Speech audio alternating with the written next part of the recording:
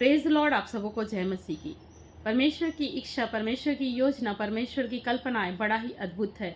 हो सकता है इन दिनों में आप कठिन परिस्थितियों से होकर के गुजर रहे हो।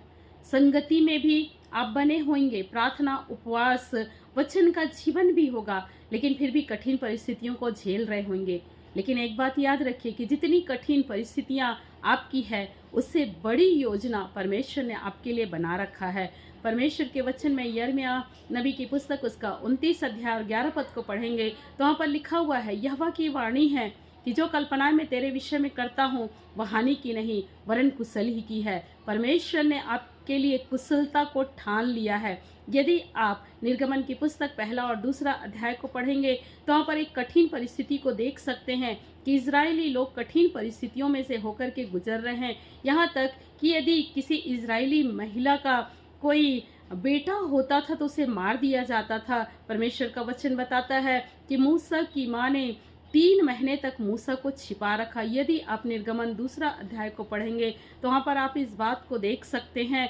और जब और अधिक उसको छिपा नहीं पाई तो एक टोकरी बनाई, उसमें चिकनी मिट्टी और राल लगा करके उस छोटे बालक को उसने नील नदी में छोड़ दिया।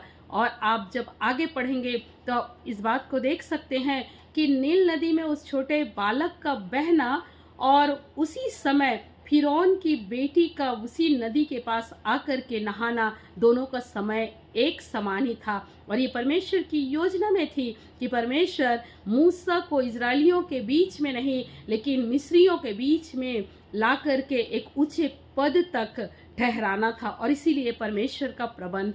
और आप इस बात से सीख सकते हैं कि यदि आप कठिन परिस्थिति में से होकर के गुजर रहे हैं तो परमेश्वर ने आपके लिए बड़ी योजना बना रखी है और परमेश्वर एक बड़ी आशीष आपको देने जा रहा है। केवल विश्वास में बने रहें, धीरज को धरें। परमेश्वर का प्रबंध बड़ा ही अद्भुत है और वो आपको बड़े से बड़े कामों के लिए इस्तेमाल कर सकता है, बड़ी से बड़ी आशीष को दे सकता है। आपको निराश होने की आवश्यकता नहीं है, केवल और केवल परमेश्वर पर भरोसा रखकर आगे बढ़ने की आवश्यकता है। परमेश्वर आप सबों को बहुतायत से आशीष दे और अपनी महिमा के लिए इस्तेमाल करे।